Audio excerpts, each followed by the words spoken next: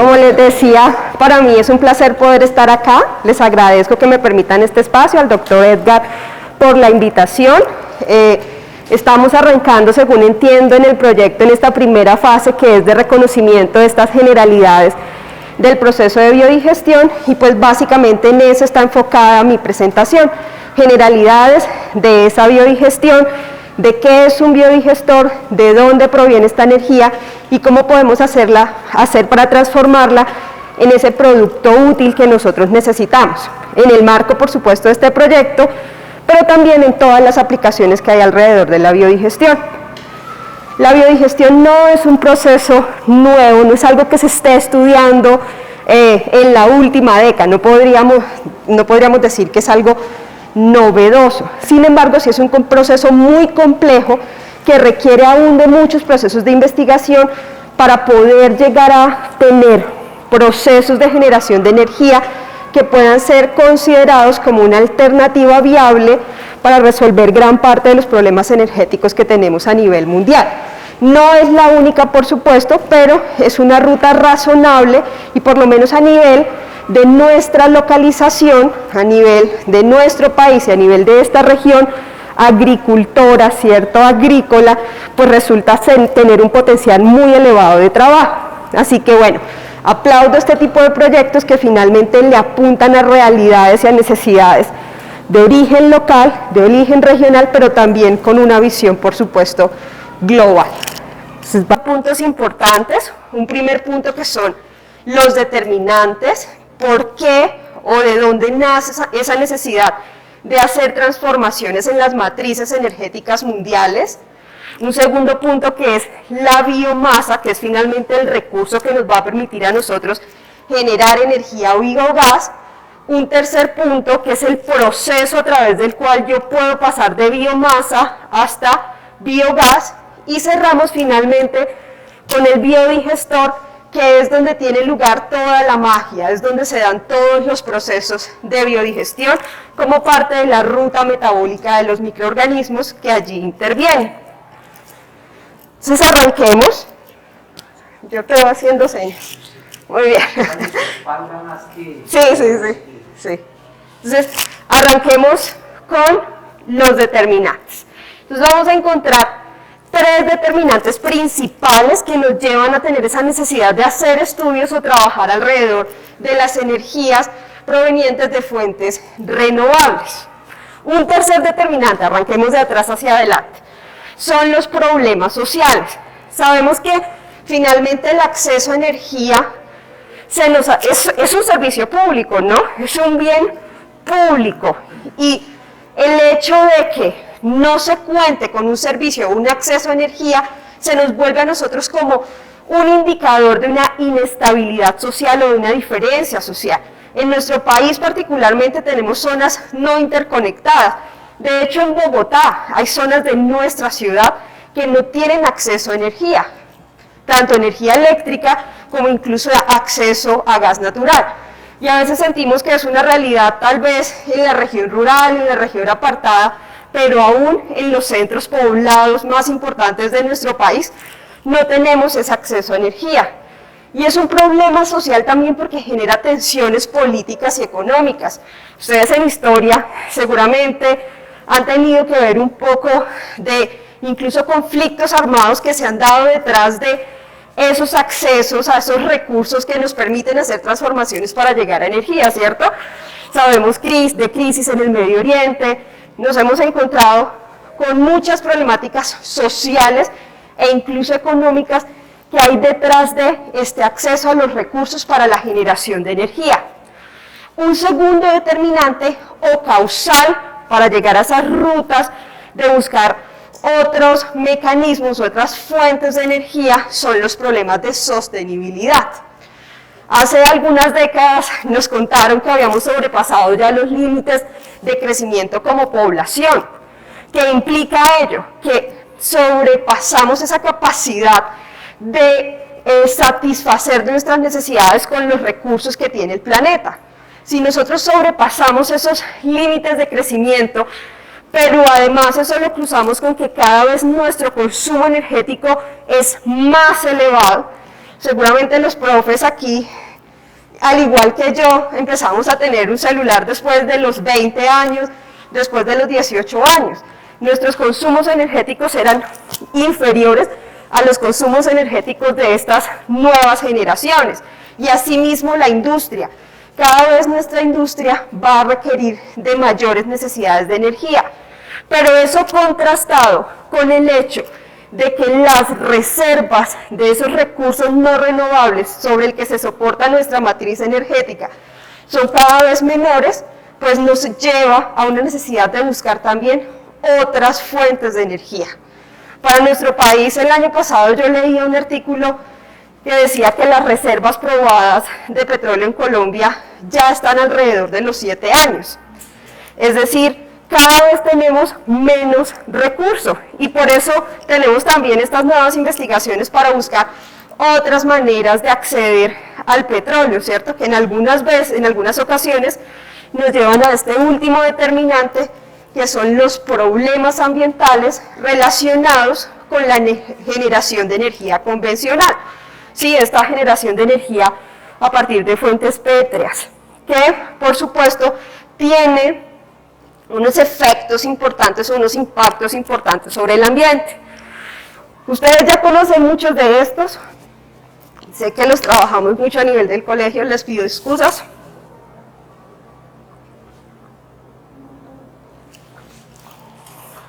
Porque mi garganta sí. Me sube el dedito cuando leo. Muy bien, yo subo el dedito. Con mi garganta sí tengo problemas. Yo llevo siendo profe universitaria más de 10 años, pero el problema de mi garganta sí está ahí hace rato. Muy bien, dentro de los problemas ambientales pues tenemos el efecto invernadero, que ya lo conocemos, el calentamiento global, la lluvia ácida, y aquí vemos un poco de cómo se puede generar esa lluvia ácida a través de la generación de energía convencional. Generar energía convencionalmente requiere normalmente, por lo menos por la ruta, por carbono, por gas natural, requiere de la quema de grandes cantidades de CO2, de carbono. Estamos hablando de una ruta de combustión y que en esa ruta pues tomamos para los procesos de combustión aire, ¿cierto? El mismo aire. Esto implica que ese aire y esas temperaturas que se da, el nitrógeno que está presente también en nuestro aire, ¿cierto? Que de hecho hace parte de ese gran componente del aire, también se queman estos procesos de combustión y genera óxidos de nitrógeno. Óxidos de nitrógeno que, a ser barridos por procesos de lluvia, nos generan ácido nítrico, principal componente de la lluvia ácida. Al igual que ácido sulfídrico, sabemos que el carbón tiene trazas también de azufre, que cuando es quemado en estos grandes hornos, también pasa por procesos de oxidación, generando óxidos de azufre, y nuevamente con el barrido de la lluvia, podemos generar ácido sulfúrico también componente de esa lluvia ácida. Es decir, que los impactos o los problemas ambientales que se generan o que parten de la generación de energía convencional son elevados. Otros, contaminaciones de mares, contaminación de suelos, por residuos petroleros, por residuos nucleares, residuos radioactivos. Pasas a la otra vez. Ahora, en este sentido, las energías renovables se nos vuelven una posible solución. ¿Y por qué una posible solución? Ya les cuento por qué hablamos de una posibilidad. Es la ruta, seguramente, pero necesitamos mucho más trabajo para que se vuelva una realidad las transformaciones de las matrices energéticas. Desde la definición de energía renovable, pues encontramos muchos autores que nos dan definiciones sobre esa energía renovable. Primero, yo aquí traigo algunos de ellos. Es energía que se obtiene a partir de corrientes de energía continua y recurrente en el mundo natural. Es un flujo energético que se está restableciendo al mismo tiempo que se está utilizando. Recordemos que la energía no la creamos, que la energía no la destruimos, por allá vienen esas leyes de la termodinámica, sino que la transformamos y también tiene la posibilidad o la capacidad de almacenarse, ¿sí? Entonces, por eso nos habla de flujo energético que al mismo ritmo en el que estamos consumiéndolo, se puede también volver a regenerar. El uso de cualquier depósito de energía que se rellena a una velocidad comparable a la que es extraída. Lo que no sucede con el petróleo. El petróleo requiere miles de años para poderse generar, pero nosotros lo consumimos, lo sacamos del reservorio y lo consumimos. Entonces, nunca podemos equiparar esos flujos entre la generación del petróleo, que se llegue a generar ese petróleo, y el consumo. Por eso no se puede considerar como una energía renovable, ¿cierto? De fuentes renovables. Y tenemos que es aquella en que la energía proviene de fuentes inagotables o de fuentes que se pueden renovar. Nuevamente volvemos a todo un proceso de flujos energéticos en este caso, entre el consumo y la regeneración. González y Velasco nos propone a nosotros que las fuentes desde donde se originan esas energías renovables son el sol, la gravedad, la rotación de la Tierra y el calor interno de la Tierra. Nos habla de tres fuentes y de allí provienen todas las energías renovables.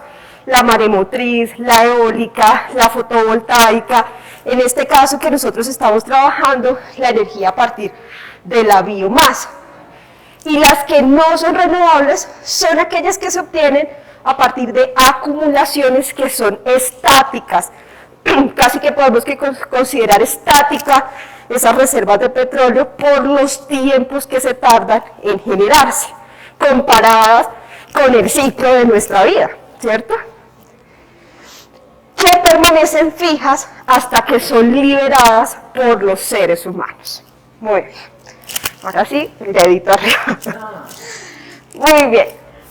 Y a veces solemos cometer el error de pensar que energía renovable es igual a energía alternativa. La energía renovable, ya vimos, es esta definición que tenemos allí atrás. Las energías renovables podrían contribuir a resolver los problemas medioambientales que producen los combustibles fósiles y los combustibles nucleares, solamente si son capaces de reemplazar de manera significativa, no estamos hablando de una manera total, no es un tema de rasgar nuestras vestiduras y vamos a transformar de hoy para mañana las matrices energéticas, eso requiere todo un proceso para reemplazar significativamente la combustión fósil. ¿Cuándo podemos hablar de energías alternativas? Cuando el desarrollo de nuestras energías renovables estén en la capacidad de reemplazar de manera significativa. En ese momento podemos decir que las energías renovables se convierten en una alternativa. Mientras no logremos disminuir los costos de producción de energías renovables, lo que le implica a un país y al usuario final pagar su energía producida a partir de energía renovable, pues no podemos decir que es una alternativa viable, técnica, económica. Y este tipo de proyectos, como lo que ustedes están haciendo en este momento, lo que buscan es eso, encontremos las rutas para hacer de algo que ya conocemos, de una fuente que está allí, una alternativa real que nos pueda eventualmente soportar esas necesidades ambientales, esas necesidades sociales y, por supuesto, también unas necesidades económicas que hay detrás de todo esto. ¿Bien? Ahora, particularmente desde la biomasa, encontramos que en el caso de ella, su motor o su fuente directa es el sol. Sabemos que el sol es un proveedor constante de energía, es una fuente de energía para los ecosistemas terrestres. Él nos suministra energía, una energía solar, sin embargo también sabemos que toda no entra a nuestra superficie, ¿cierto? Que parte de ella es reflejada, que otra parte de ella es absorbida por las nubes, a partir del sol pues se generan los movimientos de masas de viento, que son también los que finalmente permiten la producción de energía eólica. También el sol, al igual que los movimientos de rotación de la Tierra, dan el soporte a la energía hidráulica, a esa que se da por el movimiento de nuestros ríos, por el movimiento de nuestros océanos, de esas masas de agua. Y en el caso particular de la biomasa, a través de los procesos de fotosíntesis, los organismos fotosintéticos están en la capacidad de tomar esa energía y a través de sus procesos metabólicos almacenarla como biomasa, que es básicamente lo que sucede y lo que hemos visto en nuestra biología del colegio y hemos repetido en muchos momentos, ¿cierto? Ese metabolismo que se da allí. Entonces, esa energía o ese flujo energético se almacena en plantas principalmente y en general en microorganismos organismos fotosintéticos, y a través de cadena trófica, de nuestra cadena alimenticia, llega también a otros animales en donde es almacenada. Y básicamente ese almacenamiento se da a través de moléculas orgánicas. ¿Quiénes están en décimo o en 11? ¿Sí? ¿Sí? Bueno, moléculas orgánicas ya sabemos que podemos almacenar como lípidos, ¿cierto? Podemos almacenar también como azúcares, ¿sí? Como grandes cadenas o grandes, sí, como polímeros orgánicos que se almacenan. Y esto es lo que nosotros conocemos como biomasa. Es esa materia viva que está presente en la biosfera, pero también es importante decir que también los residuos que se producen de esa materia viva se consideran biomasa. También es energía almacenada. Eso quiere decir que yo no estoy produciendo energía, yo estoy almacenando energía. Y mis residuos también tienen almacenada energía. Eso puede darse, esa degradación de esa materia viva para llegar a ser residuos, se puede dar por transformaciones naturales o por transformaciones artificiales, como por ejemplo a nivel de la industria, ¿cierto? Que yo paso de caña de azúcar a azúcar y en todo ese proceso voy a tener residuos y esos son generados de manera artificial.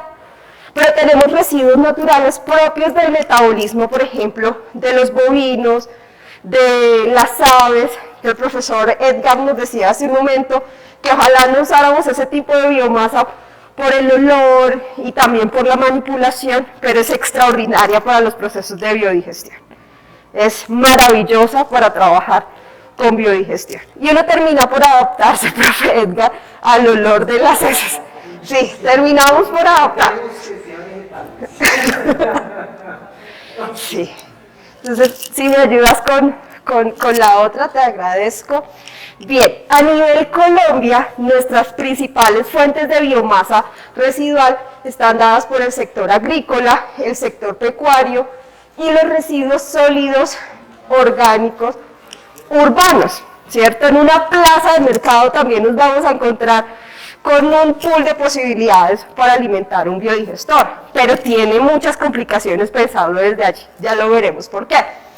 Desde el sector agrícola, pues contamos con residuos agrícolas de la cosecha, residuos agroindustriales. Nosotros hemos probado trabajar con biodigestores con cascarilla de arroz, con vástago, con cáscara de plátano, con varios residuos propios de la agricultura colombiana. Con café, se me escapó en este momento el nombre de todo lo que sale del despulpado de café, también se puede utilizar para hacer procesos de biodigestión. Del sector pecuario, estiércol bovino, porcino y estiércol avícola. Y de los residuos sólidos orgánicos urbanos, lo que podemos encontrar en una plaza de mercado, en una central de abastos e incluso en los residuos de las podas. No necesariamente en este caso es la única biomasa con la que alimentamos el biodigestor. Yo mezclo diferentes tipos de biomasa y cada una le aporta algo a mi biodigestor. una puede aportar humedad, otra mejora la relación de carbono, otra mejora la relación de nitrógeno, porque a veces cuando trabajamos solamente con heces, podemos tener bajas relaciones o déficits en las relaciones de carbono-nitrógeno y, por ejemplo, la cascarilla de arroz ayuda mucho en este proceso para aportar nutrientes al proceso de biodigestión. Dentro de los cultivos, cuando seleccionen, importante pensar en si son cultivos transitorios o si son cultivos permanentes, porque eso también cambia las características del material con el que yo voy a trabajar. O si trabajo con heces, profe, de pronto terminamos trabajando con heces. Es diferente las características de las heces de un ave que está alimentada para producir huevos a un ave que está alimentada para producción de carne. Si es para producción de carne, por supuesto que su alimentación va a estar dada para engorde, así que en sus heces va a tener unas mejores condiciones de materia orgánica, volátil, que pueda ser transformada en el proceso de biodigestión. Lo mismo nos va a pasar, por ejemplo, en el sector porcino. Nosotros tenemos criaderos tecnificados en nuestro país. Hacia el sector de los llanos orientales tenemos la Facenda, que es una gran hacienda, como le llaman ellos, la Facenda, que tiene criadero tecnificado. Y allí, pues básicamente podemos saber cuáles son las condiciones de esas heces controladas, animales apartados, los que entran en procesos de tratamiento con antibióticos. Tenemos unas muy buenas calidades de heces. Versus criaderos no tecnificados, que es el que yo tengo en mi finca, que tengo una cochera, como le llamamos, ¿cierto? Por supuesto, aquí no tengo un control suficiente sobre la relación de orina, estiércol, con alimento y todo lo que se da en ese proceso de lavado de este tipo de cocheras. Entonces, la materia prima, que es la biomasa residual, debe ser seleccionada con mucha fineza. Si estamos hablando de residuos de plazas de mercado, pues lo que yo voy a encontrar es un pool de posibilidades en una mezcla entre diversos tipos de residuos. Y puede que con lo que yo alimente hoy mi biodigestor va a ser completamente diferente a con lo que lo alimente en 10 días. Y si la alimentación varía, porque yo cada vez que voy a la plaza no voy a recoger la misma característica de residuo, pues el proceso también va a variar. Es un proceso natural mediado por microorganismos. Si yo le genero un cambio, puedo también tener una alteración en su funcionamiento. Por eso les digo, no es algo nuevo, pero es complejo, es sensible el proceso de biodigestión y hay que cuidar en los detalles, desde la misma selección de la biomasa con la que vamos a trabajar. Muy bien, biomasa residual. A partir del sol, se considera como una energía solar que se transformó y que se almacena, que los residuos también tienen almacenada esa misma energía, que pueden ser agrícolas, pecuarias o residuos sólidos urbanos por el potencial de nuestro país, pero necesito un proceso que me permita transformarla, porque hasta ahí es un residuo, ahí yo no puedo tener acceso a la energía que necesito. Y hay diversas rutas, pero la ruta con la que van a trabajar ustedes acá es la biodigestión, con una característica especial, es una biodigestión de tipo anaerobia. ¿Eso qué implica? En ausencia de oxígeno. Son microorganismos que a través de sus procesos metabólicos van a transformar, degradar, fermentar ese residuo hasta llevarlo de moléculas orgánicas complejas hasta metano, que es finalmente mi producto de interés. Este es el que a mí me interesa para poder tener acceso a esa energía. ¿Sí? El metano yo lo puedo quemar directamente, con él puedo cocinar, con él puedo encender lámparas, pero también a través de procesos de combustión puedo terminar generando energía eléctrica con él. Voy a utilizarlo de manera directa en el uso final o puedo hacer transformación para llegar a energía eléctrica. Entonces, él es de mi interés y voy a hacerlo a través de procesos de biodigestión. Y esa biodigestión, pues básicamente, como les decía, es una fermentación microbiana en ausencia de oxígeno. Y en un diagramita sencillito podríamos ver que a esa biodigestión le ingresa materia orgánica, esos residuos de los que estamos hablando, residuos orgánicos, ¿cierto?, que tiene un porcentaje de humedad. Aquí es importante saber que el biodigestor no se alimenta con materia seca, se alimenta con un porcentaje, con una materia, con un porcentaje de humedad. Se biodigesta esa materia orgánica, se fermenta, se biodegrada y tenemos dos productos de principal interés. Un primer producto, que es el que estamos hablando, el biogás, que está constituido principalmente por metano. Hablamos de unos rangos que se mueven entre 50 y 70. Tenemos autores que son más esperanzadores, que nos cuentan de mejores resultados, de hasta 75% de metano en el biogás.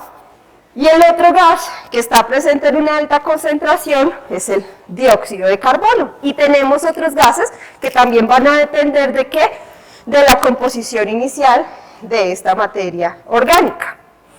Y hay un segundo producto de interés que es el biosol. Y a pesar de que en este proyecto la intención no sea el biosol, pues también tenemos muchas investigaciones dedicadas a esto. ¿Qué es el biosol? Es básicamente esa materia orgánica que ya se degradó, se fermentó y que tiene una composición tipo lodo, o dependiendo de los tiempos de retención del biodigestor vamos a encontrar un poco más sólido ese biosol, y que tiene aplicaciones en mejoramiento de suelos. Esto tiene una carga de nutrientes muy importante que puede ser utilizado en procesos de abono o bioabono, como también se le denomina. Y también puede ser utilizado dependiendo de las características del proceso para alimentación animal. Pero por supuesto eso requiere de otros tratamientos adicionales, así es. Entonces, en este proceso de biodigestión encontramos de una manera ágil tres aplicaciones. Una primera aplicación, que es gestión de residuos sólidos orgánicos.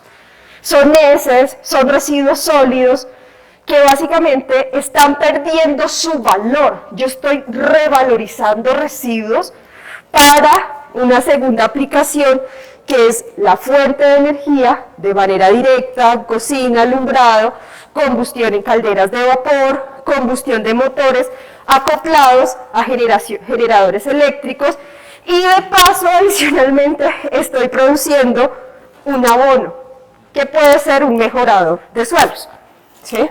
Entonces, a nivel de aplicaciones rurales resulta ser maravilloso. En una zona no interconectada, que no tengo acceso a calefacción, que no tengo acceso a gas natural, que tengo que talar el bosque cercano, puedo tener a través de esto, con las mismas reses, con los mismos animales que tengo en mi granja, gas para soportar mis necesidades para cocinar, pero adicional dejo de talar, puedo hacer uso de mis residuos y puedo generar abono para seguir mejorando el suelo en el que cultivo. Entonces, las aplicaciones a nivel rural son maravillosas para este tipo de sistemas. Ahora, la biodigestión, pues es una ruta, son rutas metabólicas, básicamente de microorganismos, y se divide en 4 grandes etapas. Algunas de ellas las podemos dividir, por ejemplo, la cetanogénesis se subdivide. La primera etapa es la hidrólisis, sigue la acidogénesis, la cetogénesis y finalmente la metanogénesis. Si me ayudas con la próxima, hay una como más detallada. Entonces, esa biomasa residual, compuesta por proteínas, por lípidos, por hidratos de carbono, el primer paso es poderla transformar en sus componentes más pequeños, pasar de este polímero, ¿cierto?, polímeros orgánicos, a monómeros, a sus unidades más pequeños que lo componen. Y esta primera fase se llama hidrólisis. Entonces aquí tenemos bacterias hidrolíticas que rompen por acción del agua. La bacteria lo que hace es aportar enzimas hidrolíticas que hacen las veces de catalizadores para hacer el rompimiento de estas grandes moléculas, y rompemos estas moléculas para que las siguientes familias bacterianas puedan asimilar y pasar por sus membranas celulares estos monómeros. Y entra la segunda parte, que es la acidogénesis. En la acidogénesis, estos monómeros, que ya es el aminoácido, los azúcares, ¿cierto?, los ácidos grasos, ya de cadena mucho más corta o de cadena larga, dependiendo cómo sea la comunidad y el metabolismo, son transformados ya a ácidos grasos volátiles y a alcoholes. Esto es un proceso biológico natural. Nosotros al biodigestor no tenemos que estarle haciendo mayores manipulaciones para que esto se dé.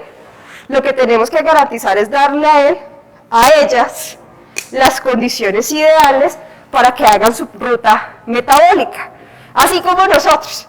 Si yo estoy en Cartagena, no voy a comer lo mismo que si me encuentro en Tunja, porque tengo unas condiciones de clima, unas condiciones ambientales diferentes que tal vez activan un poco más mi metabolismo. Entonces yo a ellas les tengo que dar las condiciones ideales para que hagan estas rutas metabólicas. Estos ácidos grasos volátiles ya pueden ser degradados por bacterias acetogénicas. Y aquí ya la ruta es de ácidos grasos volátiles y alcoholes a ácido acético. Y se generan otros productos intermedios. Podemos generar dióxido de carbono y generamos también hidrógeno. Esta es, digamos que, la ruta directa. Hidrólisis, acidogénesis, acetogénesis, y ya este ácido acético, a través de bacterias metanogénicas, se puede generar ese metano. En el biodigestor nosotros tampoco lo vamos a ver subdividido por estas etapas. No es que el biodigestor tenga 4 componentes. Todo esto se da en un mismo contenedor. En el mismo contenedor se dan todos estos procesos, en serie y en paralelo también. Tenemos entonces rutas intermedias. Por ejemplo, tenemos el caso de los ácidos grasos de cadena larga provenientes de la hidrólisis de los lípidos, que pueden pasar directamente a ácido acético. En este caso necesitamos unas comunidades bacterianas que son las bacterias sintróficas, que desarrollan un proceso que se denomina beta-oxidación y están en esa capacidad de llevar de ruta directa hacia ácido acético. Y tenemos otra posibilidad aquí internamente, que es con bacterias homoacetogénicas, que estos productos intermedios, dióxido de carbono e hidrógeno, los pueden llevar también a producir ácido acético. De manera que nuestro producto intermedio principal es el ácido acético, y a partir de él se genera finalmente este metano a través de la ruta de la metanogénesis. Pero si ven ustedes, todos son microorganismos, bacterias, microorganismos. Muy sensibles, muy delicados.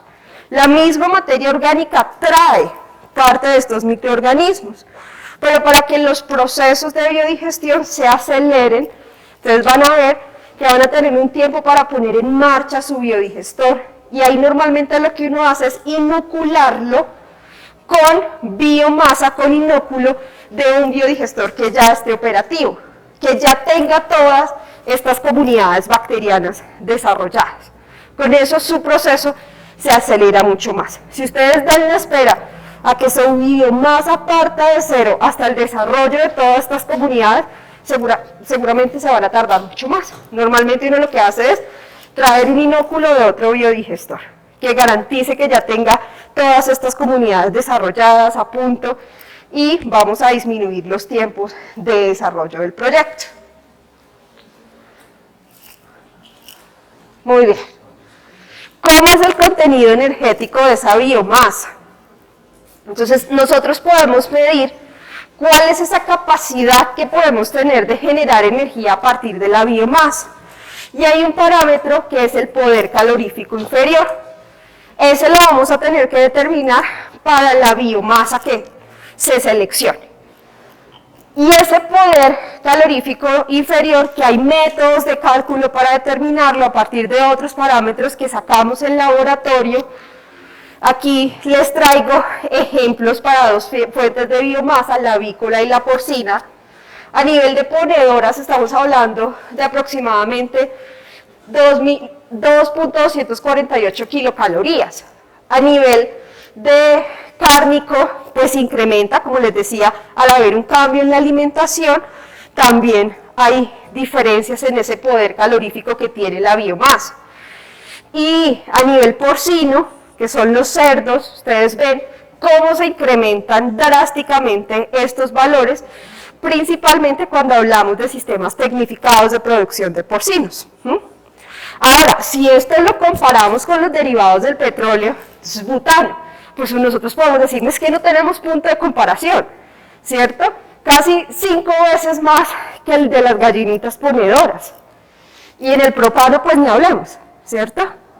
Pero recordemos que tenemos ya un déficit, o sea, tenemos sí o sí que buscar otras rutas. Pero adicional a eso, recordemos que esto es un flujo natural, que esto lo tenemos constante. Entonces, claro, es inferior su poder calorífico, pero el potencial está en las cantidades que tenemos de biomasa, ¿cierto? Para poder hacer este uso y esta aplicación. Listo, biodigestión. Importante, composición, humedad, contenido de sólidos, relaciones de carbono-nitrógeno. Recuerden que nuestra intención es llegar hasta metano. Entonces necesitamos tener una buena fuente de carbono. Fuentes, sector agrícola, pecuario, residuos orgánicos. Contenido energético, importante calcular el poder calorífico inferior. Microorganismos, son aproximadamente 17 familias bacterianas las que se generan para desarrollar los procesos de biodigestión, a las cuales debemos cuidarle el pH, la humedad, una fuente de materia orgánica, nutrientes, y cuidar que no tengamos inhibidores en nuestro proceso. ¿Qué son inhibidores? Pues, por ejemplo, antibióticos, ¿cierto? Si nosotros consumimos antibióticos, pues vamos a matar nuestros microorganismos. Entonces, si yo traigo de animales esas heces y están consumiendo antibióticos, nos van a parar el proceso de biodigestión. Lo para y tendríamos una pérdida de esos microorganismos. ¿Y dónde tiene lugar todo esto? En un biodigestor.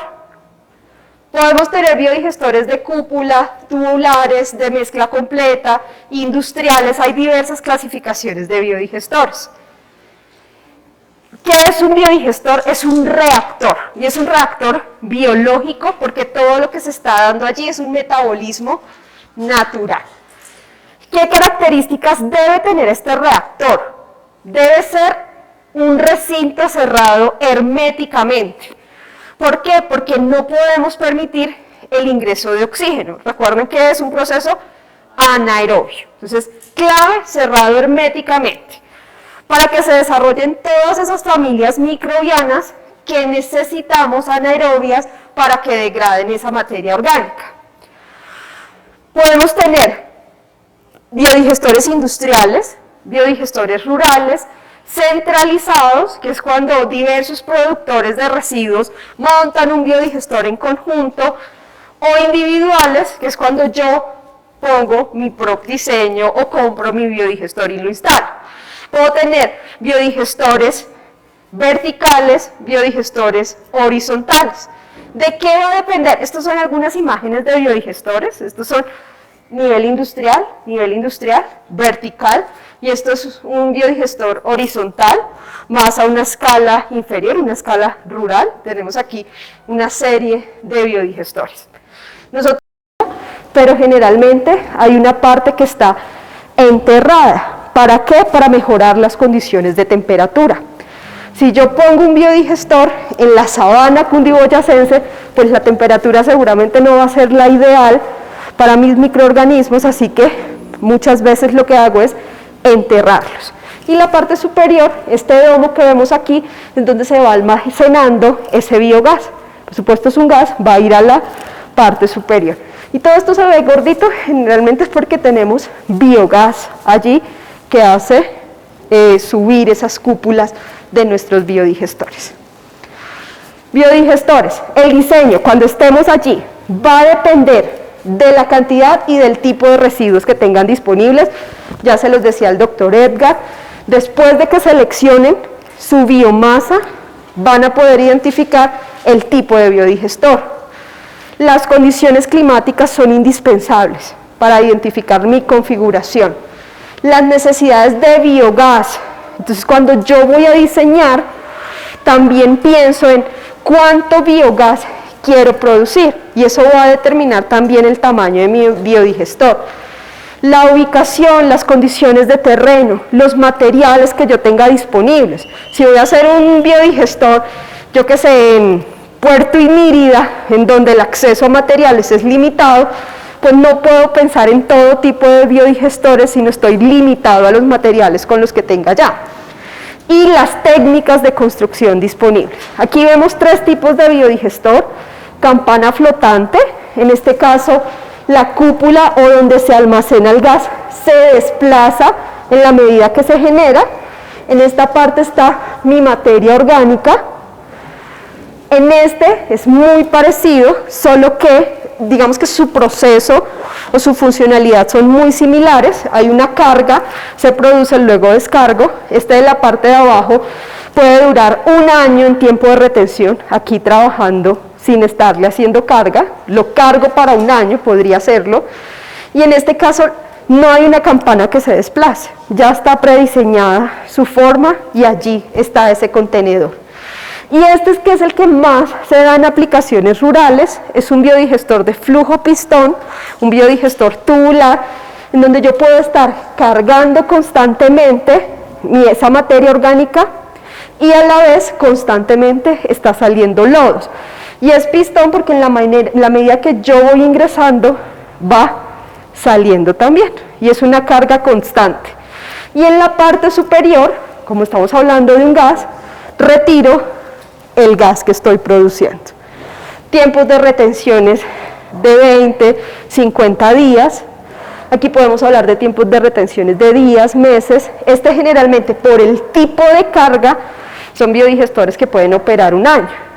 Y en este caso ese bioabono es maravilloso porque ha pasado, imagínense, en 1 año en acción microbiana acá, pues ha pasado por todo un proceso de degradación muy muy importante y cuando yo retiro estos sólidos que quedan acá, pues su uso en abono es muy muy muy importante. Yo creo que este lo dejamos para cuando tenga que estar pensando en diseño, partes de un biodigestor. Sí. En el biodigestor, ¿qué debemos cuidar? pH siempre cercano a la neutralidad. Si yo supero y me voy hacia alcalinidad, hacia pHs básicos, voy a poder llevar a esto a putrefacción. Si estoy en pHs ácidos, mis microorganismos no van a trabajar, voy a activar mi masa microbiana. Concentración de nutrientes, debo soportar que mi biomasa tenga concentraciones de potasio, magnesio, hierro, calcio y otros, y oligoelementos.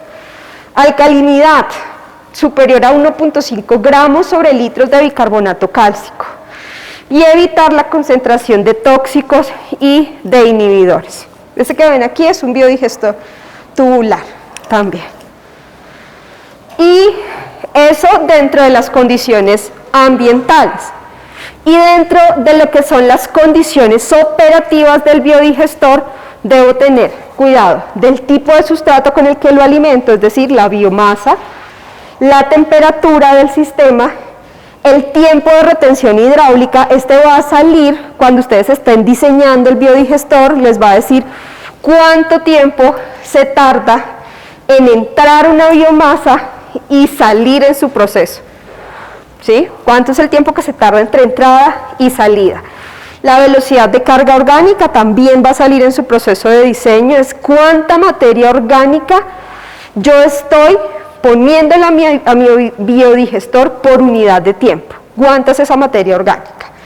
Agitación, seguramente no siempre se utiliza agitación, y este es clave. Vamos a tener que monitorear los sólidos volátiles, que es finalmente de toda esa materia, la que es la materia orgánica biodegradable. No todo lo que yo estoy poniendo allí se va a biodegradar.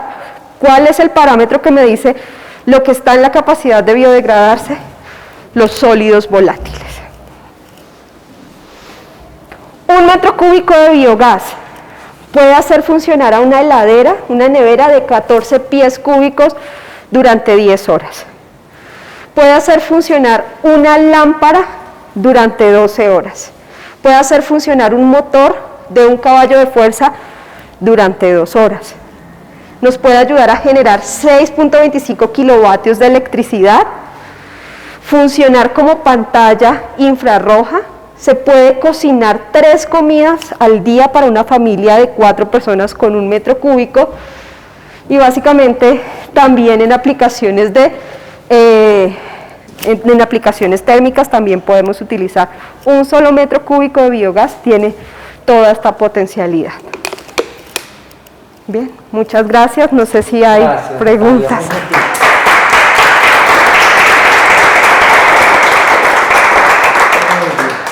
Si hay preguntas, por favor.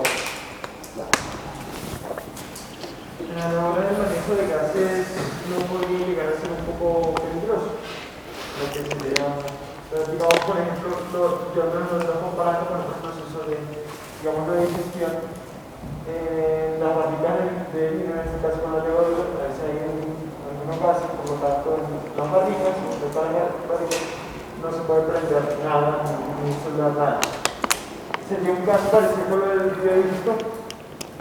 Bueno, en todo caso estamos hablando de que sí es un gas combustible, o sea, que se puede utilizar en procesos de combustión, y por supuesto que alrededor de él o cerca al reactor no podemos estar encendiendo algo, pero no tan crítico como tú lo dices. Por ejemplo, en muchos de los biodigestores, en sus tubos de salida o en sus salidas, se ponen también procesos de llama para cuando yo estoy produciendo demasiado, que está por encima de mis necesidades y no tengo que hacer con ello, ahí mismo se quema, porque no es un proceso que tenga, digamos, en términos de riesgo, unas condiciones tan elevadas para decir que si vas a poner una flama cercana, vas a tener un riesgo de incendio, no tanto de ese estilo. Muchos, de hecho, como te digo, están dotados con eso para hacer liberación de CO2 y quema de dióxido de carbono,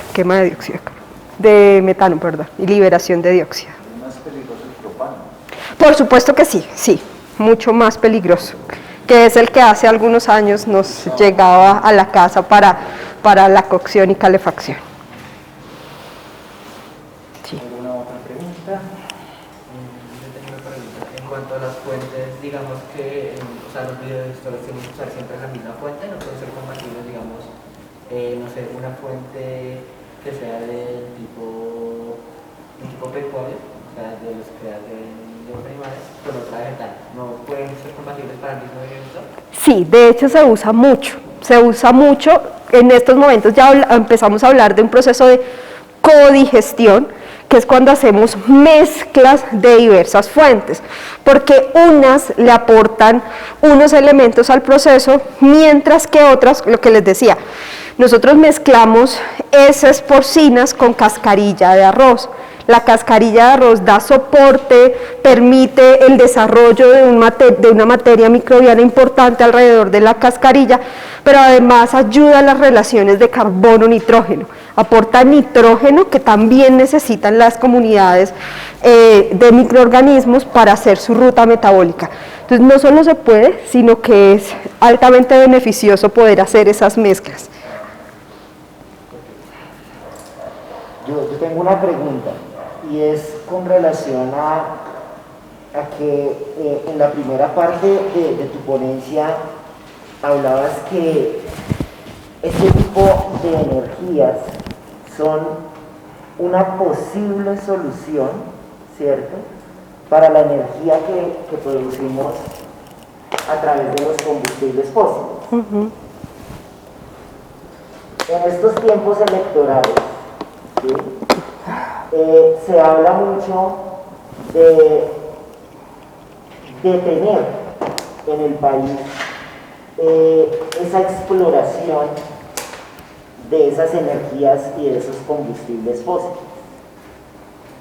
Desde esta perspectiva, ¿qué tan viable y qué tan científicamente real es esa propuesta? Yo sí creo que la propuesta que la hizo Petro, entre otras, es ir reemplazando de forma muy gradual. es grava. Tiene sentido. Y ahí tiene un poco de sentido. Y la propuesta es parar la exploración. No. No, no, no tenemos. Sí, no tenemos la capacidad. A pesar de que nuestra matriz energética es más del 60% abastecida a partir de hidroeléctricas, nosotros, nuestra principal fuente es hidroeléctrica. Estamos hablando de casi el 70%, es el 68% de nuestro país se mueve por fuente hidroeléctrica. Nuestra economía también está fundamentada en el petróleo, es imposible parar. ¿Qué es lo que yo entiendo que se está pidiendo también? Es parar otro tipo de explotaciones, que es el fracking, ¿no? Pero la explotación convencional no la podemos, no sería posible. Ajá. Listo. Yo tengo otra pregunta, una última, perdón, ser tan preguntón. Cuando estábamos viendo los biodigestores, tú nos mostrabas esos elementos de entrada, esos elementos de salida, y en el centro los sólidos y el gas que se produce, ¿no? Sí. Que es el metano, Sí. ¿cierto? ¿Cómo convertimos ya ese metano en energía? Muy bien. ¿Es en el mismo biodigestor? No. Del biodigestor se retira ese metano, se transporta. Yo puedo tener dos procesos, energía eléctrica o usarlo directamente para mi consumo, ¿sí? Que es quemarlo en casa, en mi estufa, como gas, como el gas natural. Y el otro es producir energía. Para esto necesito una caldera para quemar este biogás, calentar un agua y hacer esa posibilidad de mover una turbina, un motor eléctrico para poder generar energía. Como a vapor, más o menos. Sí, bueno, depende del tipo de sistema que yo ponga para darle continuidad hasta la generación de energía eléctrica. Pero digamos que aquí en el proyecto no tendría esa ruta, no continuaría con esa ruta, sino sería hasta la generación de biogás.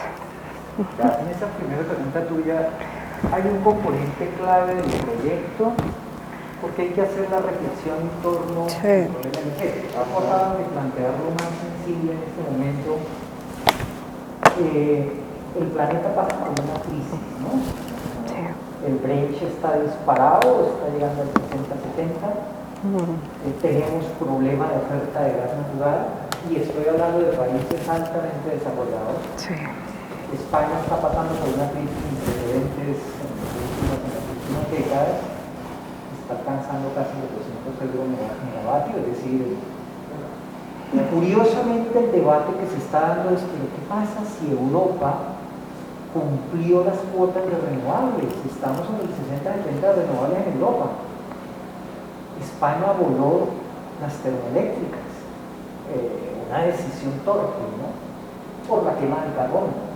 Claro, hay un movimiento ecologista extremo que en principio no sabe absolutamente o no tiene el criterio suficiente para tomar acciones sobre la política energética. La política energética es muy delicada, muy compleja. Y en este momento está prendido el debate, pero si las renovables desde la década de los 90, está subiendo a cuotas importantes. Colombia ya está bastante orgullosa de que alcanzó el 11. Acaban de inaugurar un parque importante en La Guajira, el segundo. un parque eólico formidable. Colombia está de alguna manera metida en una línea que me parece sana. Esto de incorporar las renovables es muy importante, pero las renovables no sustituyen la demanda energética. Y el gran problema de las renovables en la mayoría de las situaciones es la intermitencia. Es que es muy delicado que la fotovoltaica, que en este momento es un recurso formidable, no es continua. La fotovoltaica, y evidentemente los analistas establecen que no se acumula. Acumular fotovoltaica a los volúmenes que se requieren no es viable tecnológicamente aún. Ni ambientalmente, Y perdóname que ambientalmente es muy costoso también. Tenemos un problema de intermitencia delicado. Aquí en Colombia lo resolvimos cuando venían estas escasez. Natalia muy bien lo decía, nosotros somos potencia en energía hidroeléctrica. de fuente hídrica, somos potencia, éramos segunda, tercer lugar en el mundo, estamos muy orgullosos de que, sin embargo, cuando hay problemas con la fuente prima, la materia prima, que tenemos estas sequías, este tipo de cosas, toca acudir a las termoeléctricas. Y es desafortunado tener que acudir a las termoeléctricas. La quema de carbón coloca metal pesado en el ambiente y la quema de carbón es absolutamente brutal. Pero es que el problema es más complejo que ese, ¿no? El problema es, si usted deja un bache de oferta energética, la economía sufre. Es decir, la energía es la que soporta cualquier tipo de economía en cualquier país, ¿no? Y en este momento vamos a pasar por una gran crisis energética. Este proyecto tiene que incluir ese tipo de reflexiones, porque tenemos una componente. Energía no es simplemente un aspecto técnico, ¿no? Energía tiene que ver con un aspecto social, de supervivencia humana, ¿no? Vivimos de la energía y sin ella no podemos sobrevivir. Nada, ninguna economía lo puede lograr, ¿no? Pero esto, de la coyuntura política, hay incluso una coyuntura aburrida, porque la política energética se mezcla con el debate ambiental, el debate político propiamente dicho, en manos de personas que no tienen conocimiento del tema. Esto no está en manos adecuadas, ¿no? Y esto se vuelve ahora, va a ser coyuntural. Con estas elecciones que tenemos, el problema energético va a ser muy delicado. Este tipo de ofertas, que nosotros la vamos a mover más hacia un poco el sector, podríamos decir, de ciudades, de población, no tanto el sector campesino. Este proyecto va más por ese lado. Este tipo de ofertas podría mitigar de manera importante, no cabe la más mínima duda, por ejemplo, la oferta energética para un pequeño, por ejemplo, el Pozón. El Pozón en Cartagena tiene un problema muy severo, donde es una solución de estas, podría incorporarse estos programas que tiene la comunidad, los maristas, ¿no? Estos programas que tienen de programas sociales que tenemos en el sur de Bogotá. Esto puede jugar un papel, no resuelve los problemas para nada. Eso sí me parecería irresponsable afirmar que con esto tenemos un perfil de sustitución elevado. Esto no va a ser la transición para nada, pero estas son las cosas que poco a poco van haciendo crecer una oferta de soluciones, ¿no? Y tarde o temprano tenemos que hacer la transición. Es inevitable porque estamos frente a los combustibles fósiles que no son energías renovables. O sea, esa cosa está condenada, quierase o no, a desaparecer. Y si no tenemos la sustitución, vamos a también a desaparecer. Ese tema lo vamos a tratar con mucho cuidado y en nuestros productos va a estar un capitulito grandecito dedicado a este problema. Energía, sociedad, políticas ambientales, políticas ya a nivel de sociales, cosas de este tipo, porque ahí va a estar la clave. La energía tiene que ver muchísimo con este tipo de cosas, ¿no? Una pregunta, la profe tenía una pregunta. Sí. Bueno, yo desde mi área pensaba de gestor más desde el impacto que va a generar que desde toda la composición y funcionamiento. Me llama la atención muchísimo que los las biomasas que más contribuyen al biodigestor son las que más contaminan grandemente en Colombia. Por